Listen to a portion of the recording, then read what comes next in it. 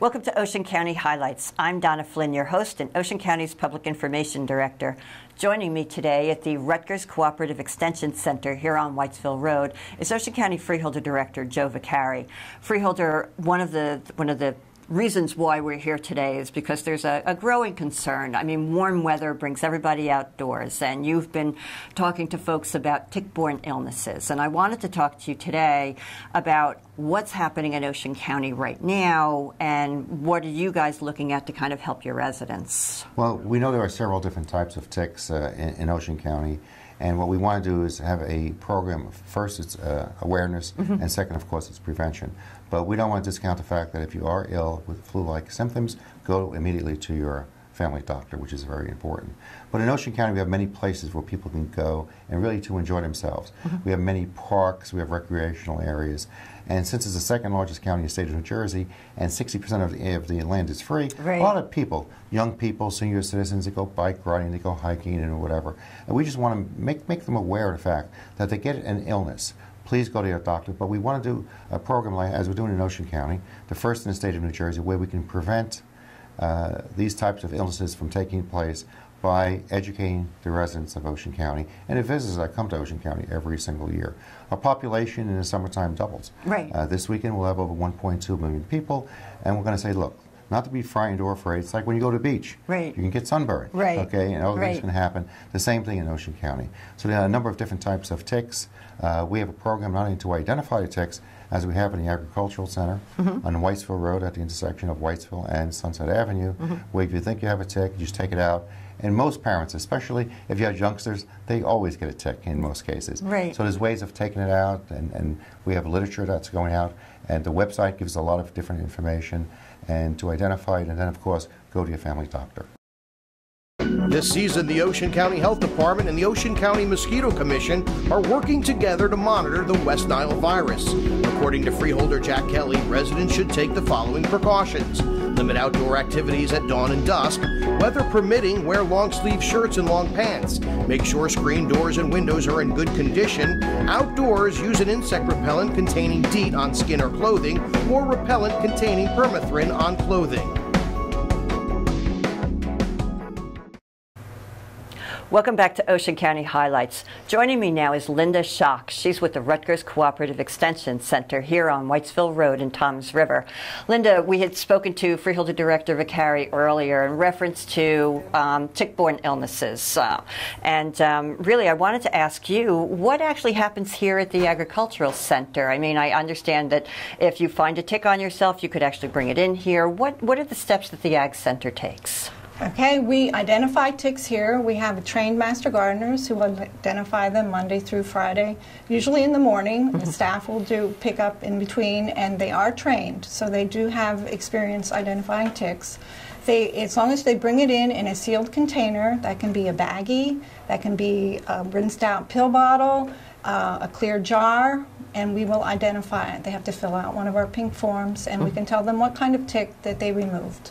How quickly do they get that information? Is that something that they have to wait for? Can you do that right away? It's a priority in tick season, and it usually takes maybe 10 minutes. Okay. For them to have an identification. When is tick season? When is the height of tick season? The height of tick season is usually May through now, about mid-June, mid-July. Right.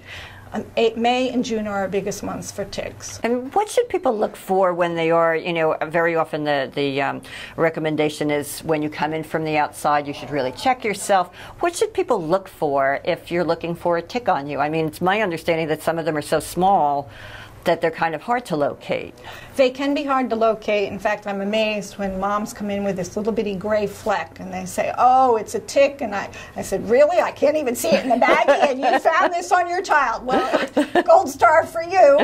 And they just look for any out-of-place raised bump, anything that wasn't there 3 hours ago, any gray fleck, any speck of dirt that suddenly has legs and it kind of moves across the skin. Okay.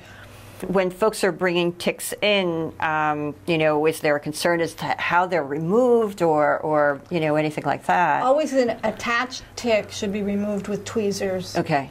Needle nose tweezers close to the skin as possible with a slow, steady pressure.